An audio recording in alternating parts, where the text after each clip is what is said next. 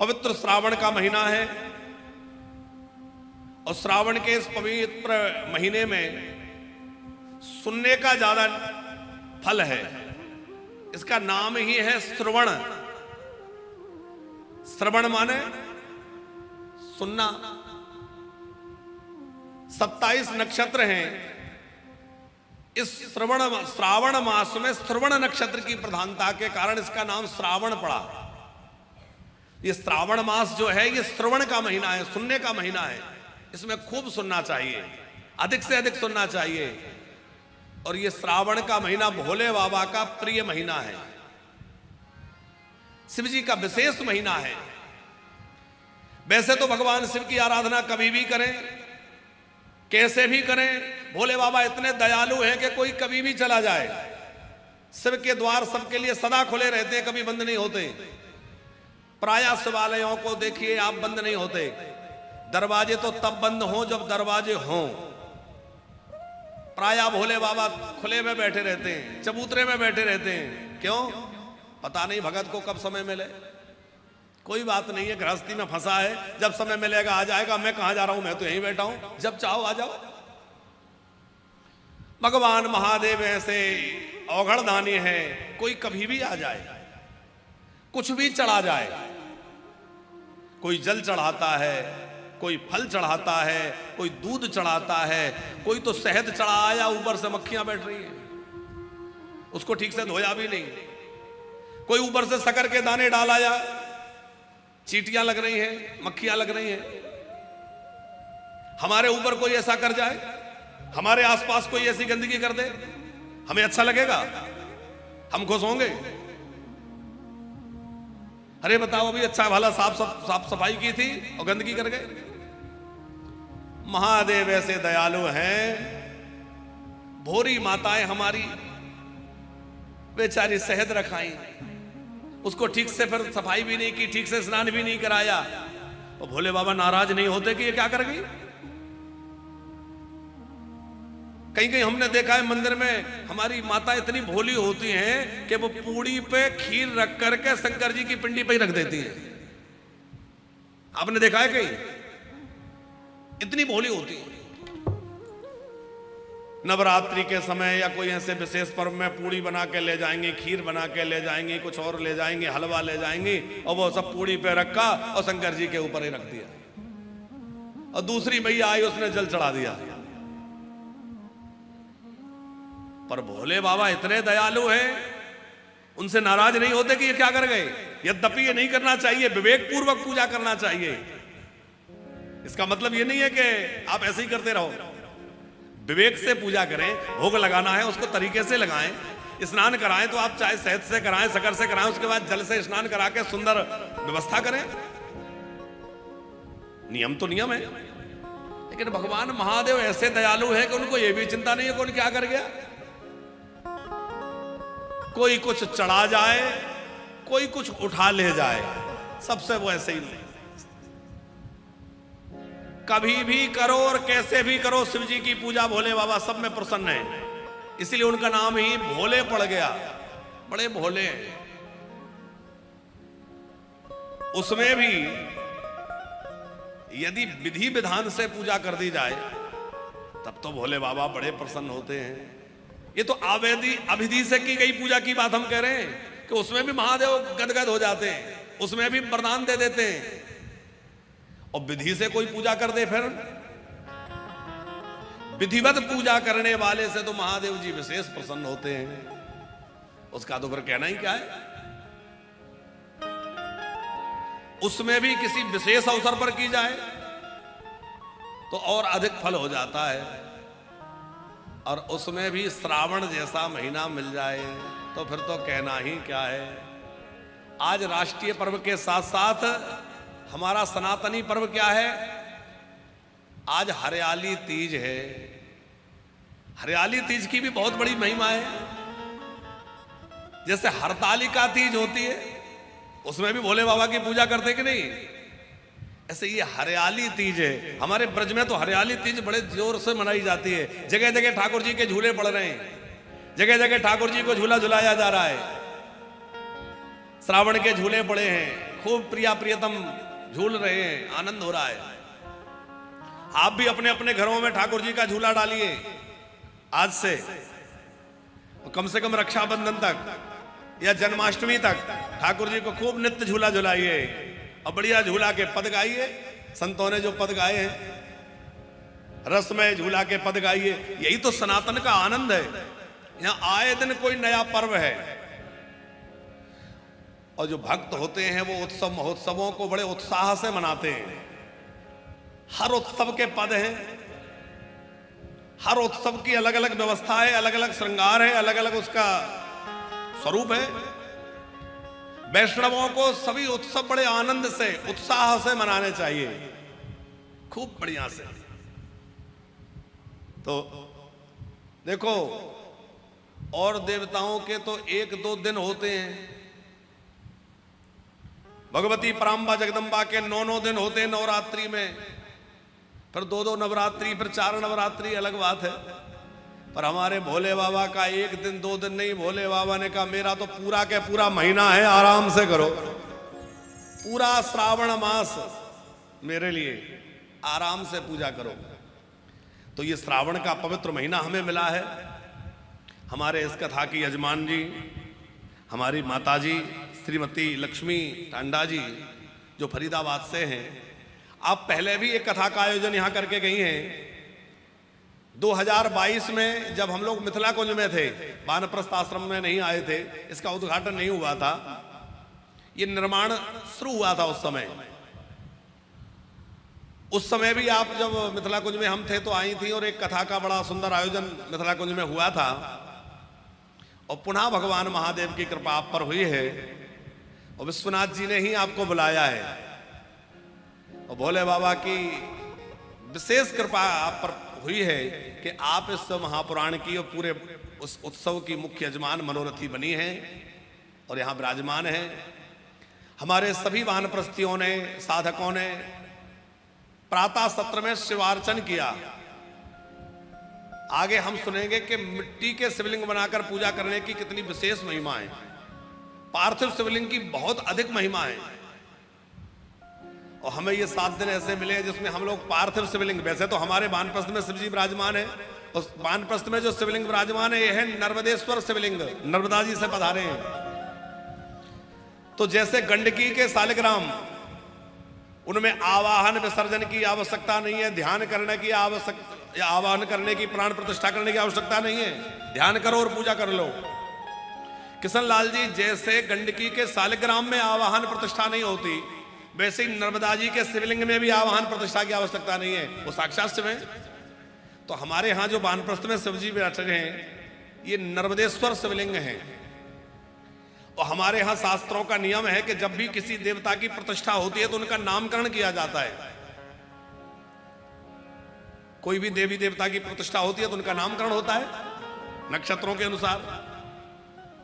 तो हमारे भोले बाबा जो ऊपर विराजमान है, इनका नामकरण आचार्यों ने किया। क्या नाम रखा गया है? मन कामनेश्वर महादेव।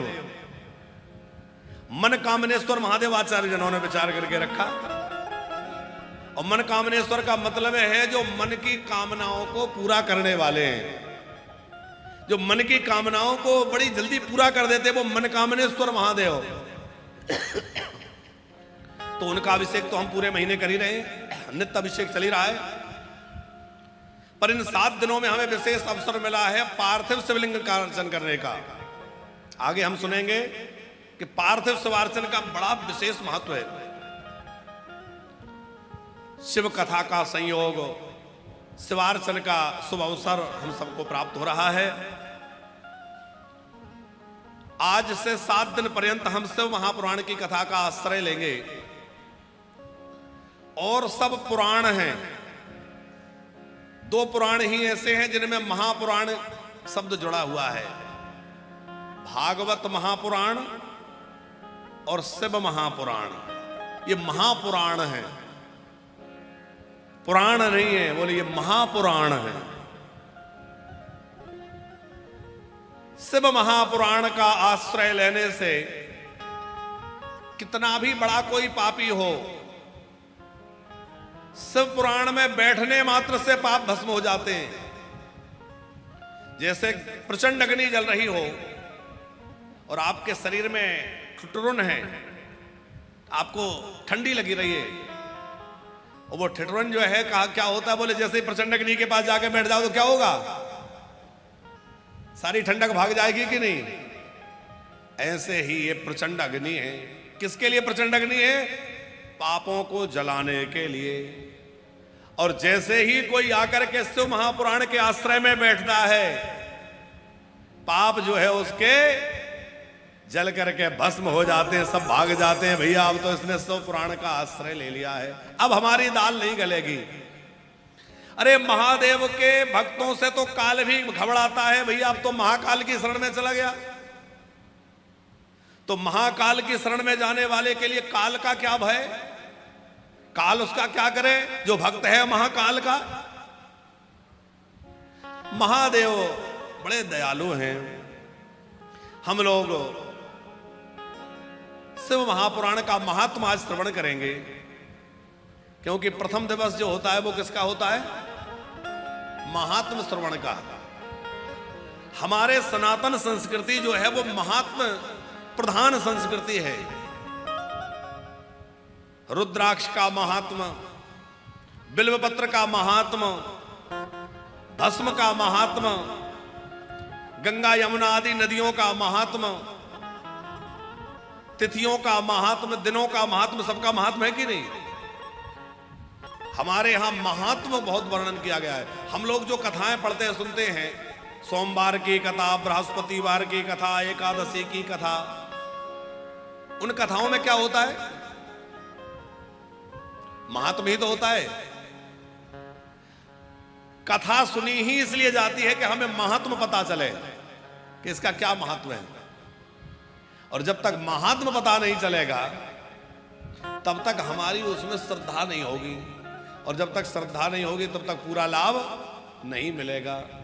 कोई कितना भी विशेष व्यक्ति आकर बैठ जाए, आप जानते ही नहीं है, कोई जान परिचय नहीं है, आप उनसे नमस्कार भी ना करें, होंगे कोई? और जब उनकी कोई महिमा आपको बताए, अरे इनको नहीं जानते, अरे ये बहुत बड़े वो हैं, ऐसे हैं, बड़े विद्वान हैं, बड़े पहुंचे हुए हैं, जब उनके विषय में कोई विशेष व्याख्या करें तब हम अरे भैया ये हैं, फिर तो उनके साथ सेल्फी खींचने लग गई, फिर तो उनके साथ बैठने के लिए, बात करने के लिए लायक हो रहे हैं, क्योंकि अब महिमा जान गए।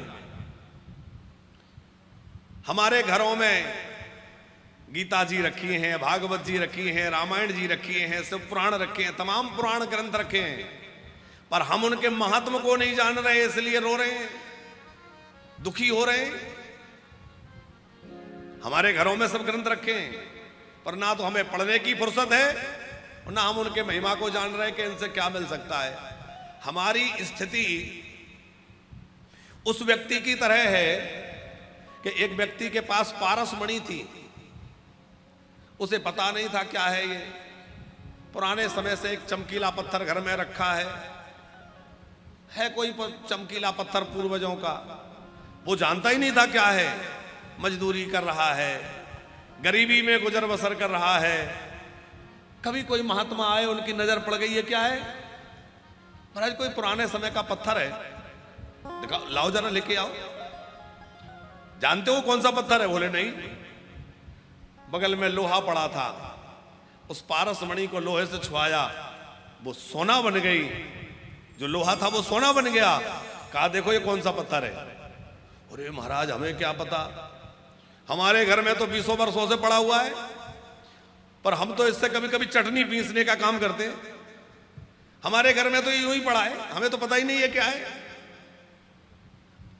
अब आप बताइए, जो व्यक्ति इतनी गरीबी में गुजर कर रहा था, उसको पता ही नहीं कि मेरे घर में इतनी मूल्यवान वस्तु है, और जैसे ही उसका मूल्य पता चला तो गरीब रहा। अब चाहे जितना सोना बना ले, चाहे जितनी संपत्ति प्राप्त कर ले, हम लोग भी रो रहे हैं, उदास हैं, निराश हैं, परेशान हैं, दुखी हैं। क्यों? क्योंकि हम अपने ग्रंथों का मूल्य नहीं समझते। हमारे घर में पारसमणि रखी है, श्रीमद् भागवत है, श्रीमद् भगवत गीता है, रामचरितमानस है, रामायण है, शिव महापुराण है, ये सब पारस से भी कई गुना अधिक श्रेष्ठ हैं। क्योंकि पारस वो नहीं दे सकता जो ये दे सकते हैं। आपको पारसमणि मिल जाए, लौकिक संपत्ति तो मिल जाएगी, पर आप कहें कि भगवान से मिला दो तो पारसमणि आपको भगवान से मिला देगी? वैकुंठ मिल जाएगा, नित्य गौलोक मिल जाएगा, प्रिया प्रियतम मिल जाएंगे? नहीं मिलेंगे। लेकिन शिव महापुराण का आश्रय लेने से आपको भगवान महादेव मिल जाएंगे, साक्षात शिव मिल जाएंगे। भागवत का आश्रय लेने से युगल सरकार मिल जाएंगे। इसलिए हम इनके महात्म को समझें। महात्म को समझाने के लिए प्रथम दिवस की कथा में महात्म निरूपण किया जाता है। बड़ी प्यारी कथा है, स्कंद पुराण से यह प्रसंग लिया गया है। जैसे भागवत जी की जो महिमा हम सुनते हैं, तो भागवत महात्म कहां से लिया गया है? पद्म पुराण से, जो 6 अध्यायों वाला है। स्कंद पुराणों का भागवत महात्म भी है। यहां जो शिव पुराण का महात्म कहा जा रहा है, यह है स्कंद पुराणोक्त महात्म है। बड़ी प्यारी चर्चा है। शौनकादि ऋषियों के बीच में सूत जी महाराज एक भद्र वेदी पर बैठे हैं, सुंदर वेदी पर बैठे हैं। शौनक जी हाथ जोड़ के प्रश्न कर रहे हैं, हे सूत महाप्राज्ञ सर्व सिद्धांत विप्रभो, आख्याहि मे कथा सारम पुराणानाम विशेषता। हे सूत महाप्राज्ञ सर्व सिद्धांत विप्रभो, आख्याहि मे कथा सारम पुराणानाम विशेषता। शौनक जी कह रहे हैं, हे सूत जी महाराज, आप बड़े बुद्धिमान हैं, महाप्राज्ञ, आपकी प्रज्ञा, आपकी बुद्धि बड़ी तीक्ष्ण है, आप पुराण वेत्ता कहे जाते हैं। हमारी प्रार्थना है कि आपने इतनी कथाएं सुनी हैं, इतने पुराण सुने हैं, सबका जो सार आपने निकाला हो, जो सबका निचोड़, जो आपको लगा हो कि ये सबका रस है अथवा जो सबका निचोड़ है, वो हमें सुनाइए। सर्व सिद्धांत विप्रभो, सब पुराणों का निचोड़ क्या है, सब कथाओं का सार क्या है, आप हमें कथाओं का सार सुनाइए। विशेष रूप से पुराणों का सार सर्वस्व क्या है? ऐसा क्यों पूछा? बोले कलयुग में लोगों की इतनी आयु नहीं है कि वो सब पुराणों को पढ़ सकें, समझ सकें। अब इतने पुराणों को पढ़ना समझना मुश्किल होगा, धर्म के तत्व को जानना मुश्किल होगा। तो आप कृपा करके धर्म के तत्व को प्रकट कर दीजिए और पुराणों के सिद्धांत को हमारे सामने खोलकर रख दीजिए। आरत अधिकारी जब पावहीं, आरत अधिकारी जब पावहीं, कूढ़ तत्व नहीं साधु दुरावहीं, भूल तत्व नहीं साधु दुरावहीं, गूढ़ तत्व नहीं साधु दुरावहीं, भूल तत्व नहीं साधु दुरावहीं, आरत अधिकारी जहाँ पावहीं, आरती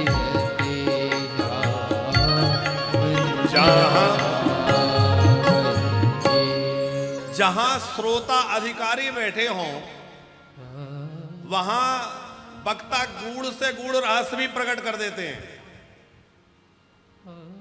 कथा अधिकारी के अनुसार होती है।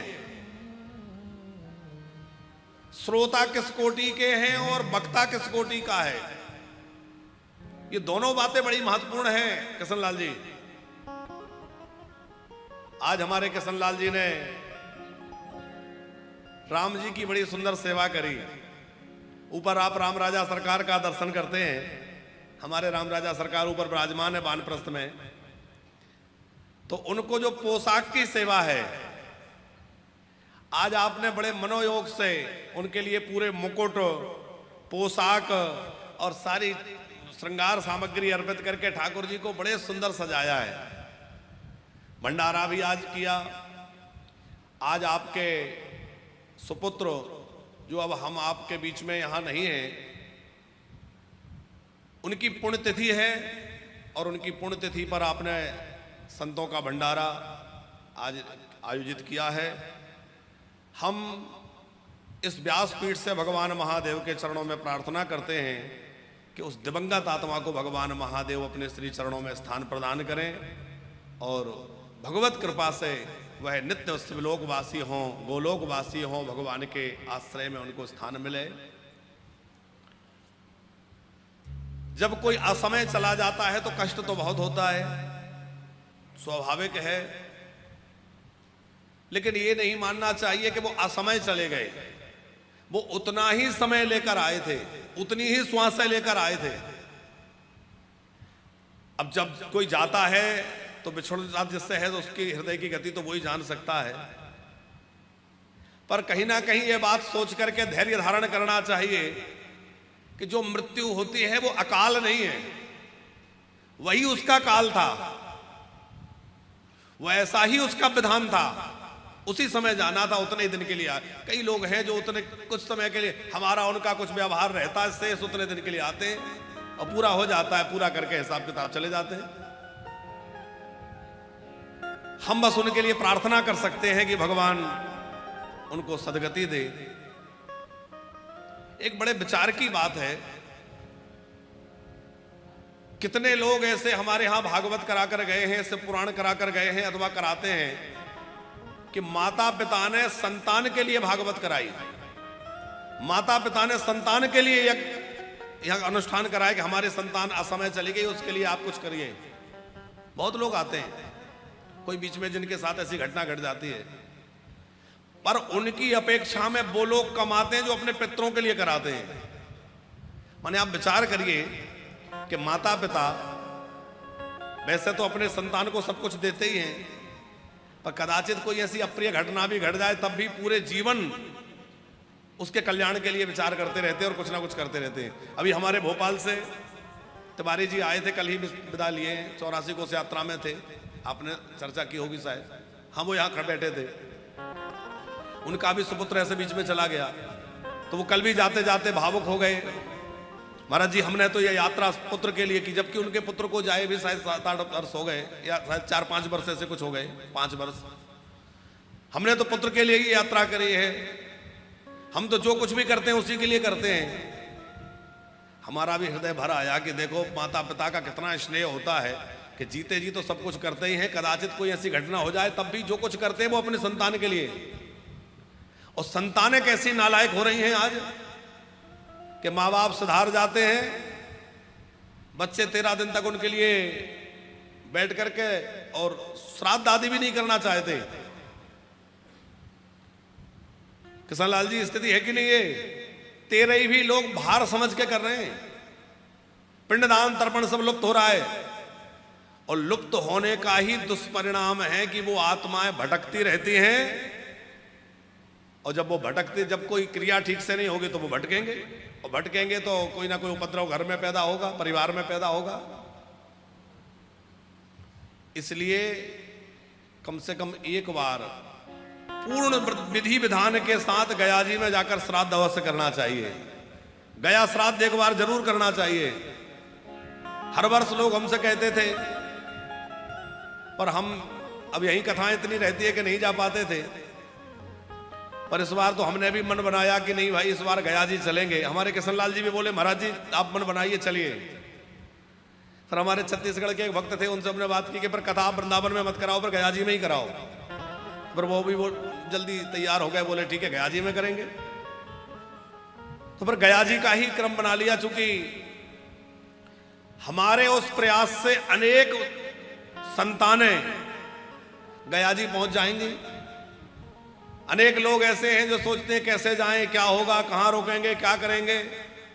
चलो हम भाई निमित्त बन जाते, हम आपको लेके चलते, वहां आराम से रहने की व्यवस्था होगी। विधि विधान से पूरे सब जगहों पर जो वहां के क्रम है, फल्गु नदी है, विष्णुपद है, जो जो वहां के तीर्थ हैं, राम घाट है, सब जगह पिंडदान हो और विधि पूर्वक वहां सब कार्य संपन्न हो। तो हमने कहा चलो इस बार हम भी चलते हैं। 26 सितंबर से वो गया जी का कार्य होगा, वहां रहेंगे हम लोग। 26 सितंबर से 2 अक्टूबर तक वहां रहेंगे। 7 दिन का क्रम अभी बनाया है। तो वहां भागवत जी की कथा भी होगी, पोथी पारायण आदि जो लोग करना चाहें वो भी वहां सम्मिलित हो सकेंगे। तो हम आपको निवेदन कर रहे थे कि जहां अधिकारी श्रोता हो वहां गूढ़ से गूढ़ तत्व भी प्रकट कर देना चाहिए। आरत अधिकारी जहां पावई, गूढ़ तत्व नहीं साधु दुरावही। कई बार ऐसा हो जाता है पांडे जी कि कथा सुनने वाले के मन में तो खूब रस उत्पन्न हो रहा है और वो कृष्णार्थी है, भगवान के प्रेम में डूब के कथा सुन रहे हैं, और वक्ता महानुभाव किसी और भाव में कह रहे हैं तो भी रस नहीं बनता। कई बार ऐसा हो जाता है कि वक्ता तो बड़े डूब के कथा कह रहे हैं और श्रोता कह रहे हैं बड़ी देर हो गई, ना तो कोई भजन गाया ना कोई चुटकुला सुनाया, तब भी रस नहीं बनता। रस कब प्रकट होगा? जब दोनों का भाव एक जैसा मिल जाए। धनार्थी श्रोता बन के नहीं, धनार्थी वक्ता बन के नहीं, कृष्णार्थी वक्ता बनकर और कृष्णार्थी श्रोता बनकर के बैठे और केवल इस भाव से सुने कि इस कथा के श्रवण से हमारे अंतःकरण का मल दूर हो जाए, हमारे अंदर की गंदगी मिट जाए। इस शिव कथा से, इस भागवत कथा से, इस राम कथा से, जो भी कथा सुनने बैठे क्या भाव रखें? हमारे अंदर की गंदगी मिट जाए, इससे अंतःकरण की सफाई हो जाए और हमारा मन जो संसार में लगा हुआ है वो वहां से हट करके भगवान के चरणों में लग जाए। हमारे मन में भगवान की भक्ति प्रकट हो जाए, हमें भगवान से प्रेम हो जाए। ये भाव यदि मन में लेके बैठेंगे तो निश्चित मन हमारा वैसा हो जाएगा। हम लोगों को वैसा लाभ नहीं दिखता जैसा होना चाहिए, जैसा सुना जाता है। उसका कारण क्या है? उसका कारण यह कि हमारा उद्देश्य वैसा नहीं होता। किशनलाल जी, उद्देश्य हमारा जो है ये है कि बढ़िया हमारा व्यापार चल जाए तो कथा से फिर वही लाभ मिलेगा। हमारा और कोई उद्देश्य है तो वो पूरा होगा। और जब विशुद्ध हृदय होगा कि भगवान के चरणों में प्रेम हो जाए तो निश्चित ही भगवान की कथा हमें भगवत चरणों का प्रेम प्रदान करेगी। प्रेम तो मिलेगा ही, लेकिन यदि संसार की वासना मन में रहेगी तो पहले भगवान कहेंगे पहले इसकी वो इच्छा पूरी करो, देरी लग जाएगी। इसलिए विशुद्ध भाव से जब कथा सुनी जाती है तब बात अलग हो जाती है। सब पुराणों का सार क्या है? और श्री सोनक जी प्रश्न कर रहे हैं कि सदाचारस्य सदभक्तिर, सदाचारस्य सदभक्तिर, विवेको वर्धते कथम, स्विकार निरासश्च सज्जनै क्रियते कथम। सोनक जी कह रहे हैं ऐसी कथा सुनाइए जिससे सदाचार की प्रतिष्ठा हो जाए। शिव पुराण की जो कथा है ये व्यक्ति को सदाचार संपन्न बनाने वाली कथा है। सदाचार क्या है? हमारा आचरण पवित्र हो जाए। आज समाज को कथा की बहुत आवश्यकता है। हम तो कहते हैं हर स्कूल में, हर कॉलेज में गीता, रामायण, भागवत पढ़ाना अनिवार्य हो जाना चाहिए। जैसे 6-6, 7-7 विषय पढ़ाए जा रहे हैं, एक विषय धर्मशास्त्रों का होना चाहिए। आप लोग बताओ, होना चाहिए कि नहीं?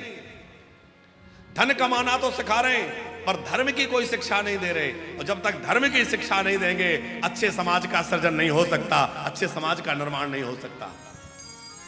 अच्छे समाज के निर्माण के लिए धर्म की शिक्षा अनिवार्य है। क्या कह रहे हैं हमारे किशन लाल जी? हाँ, बिल्कुल। हम लोग भी जब छोटे थे तो हमने देखा कि कुछ विषय जो है, एक विषय ऐसा होता था हिंदी में, कुछ पाठ्यक्रम जो है रामायण की चौपाइयाँ होती थी, कुछ कबीर के दोहे और रहीम के दोहे, ये सब होते थे। धीरे धीरे सिलेबस से वो सब गायब हो रहा है। अब तो हम लोगों को बस ये पढ़ाया जाता है, हमारे जो बच्चे हैं, मुगल बादशाहों की कहानियां पढ़ाई जाती हैं। अकबर महान था, ये महान था, वो ऐसा था, भगवान जाने क्या पाठ्यक्रम बन गया है। कितने लोग ये बात चाहते हैं कि हमारे बच्चों के पाठ्यक्रम में धर्म की शिक्षा सम्मिलित होना चाहिए? कितने लोग चाहते हैं? आप सब चाहते हैं कि नहीं? क्योंकि जब तक धर्म की शिक्षा बच्चों को नहीं दी जाएगी तो वो धर्म और अधर्म का कोई महत्व ही नहीं समझेंगे। और जब उनका जीवन धर्म से युक्त नहीं होगा तो चाहे जितने समृद्ध हो जाएं, आप विचार करो, संपन्नता तो रावण के पास भी बहुत थी, सोने की लंका थी। कौरवों के पास भी संपन्नता की कमी नहीं थी। और भी ऐसे ऐसे बड़े बड़े धनी लोग हुए जिनके पास वैभव का और भौतिक साधनों का कोई अभाव नहीं रहा, पर जिनके जीवन में धर्म नहीं रहा, उनके जीवन की दशा क्या हुई? नष्ट हुआ कि नहीं? क्योंकि केवल धन आए और धर्म ना हो तो वह धन उसकी बुद्धि खराब करेगा, और वो धन व्यभिचार में, व्यसनों में, गलत जगहों में उसके मन को ले जाएगा।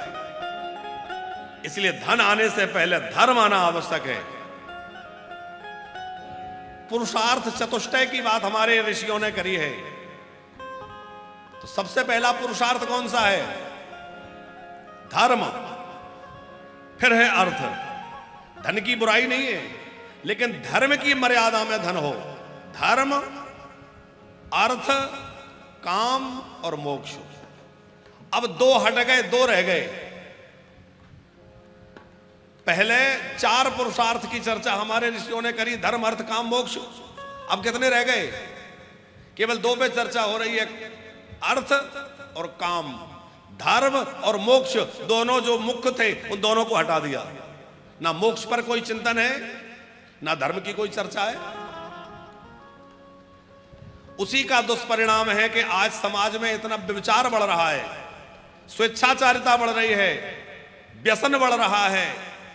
आज युवक ही नहीं, युवतियां भी नशे में पीछे नहीं है। सच्चाई है कि नहीं है? युवतियां भी नशा कर रही हैं। अब आप विचार करो, जिस देश का युवा नशे में डूबेगा उस देश की क्या दशा होगी? उसका भविष्य कहां जाएगा? अभी दिल्ली में एक बड़ा आंदोलन हुआ और हम पूरी संवेदना उन छात्रों के प्रति रखते हैं। बड़ा परिश्रम करके वो परीक्षाओं की तैयारी करते हैं और पेपर लीक हो जाए या कोई गड़बड़ी हो जाए तो उन युवाओं को कितनी पीड़ा होती है। बिल्कुल सच्ची बात है। और उन छात्रों की विजय भी हुई, उनको जीत मिली कि शिक्षा मंत्री को अपना इस्तीफा देना पड़ा और फिर सरकार को इस बात पर विचार करना पड़ा कि शिक्षा नीति को और मजबूत किया जाए और सुदृढ़ बनाया जाए। लेकिन उस पूरे आंदोलन में एक बात जो देखी गई, जो बड़े दुख की है, कि क्या किसी भी आंदोलन में भाषा की मर्यादा वैसी ही होना चाहिए जैसी यहां हो रही थी? किस स्तर पर जाकर के लोग बोल रहे थे? भाषा का क्या स्तर था? क्या ऐसा स्तर होना चाहिए?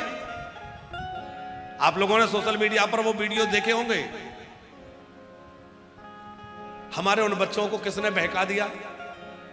पता नहीं कौन षड्यंत्रकारी भी उनके साथ लगे थे किसी का विरोध करना गलत नहीं है। आपको कोई गलत लगता है आप बिल्कुल विरोध करिए, पर विरोध करने का भी एक तरीका होना चाहिए। आपकी भाषा का स्तर, आपकी मर्यादाएं होना चाहिए कि नहीं। पर कुछ चीजें वहां ऐसी भी देखी गई जो मर्यादा के अनुकूल नहीं थी। आप अपनी बात मर्यादा में रह के कहिए, आप अपनी बात एक शिष्टाचार के अनुसार कहिए, आप बड़े से बड़ा प्रदर्शन करिए। और हम सब देश के युवाओं के साथ हैं, क्योंकि देश की भावी पीढ़ी ही तो देश को आगे बढ़ाने वाली है। तो इसीलिए हम ये निवेदन कर रहे हैं कि बच्चों को यदि धर्म की शिक्षा दी गई हो तो फिर वो धर्म का विचार करेंगे कि क्या धर्म है क्या अधर्म है।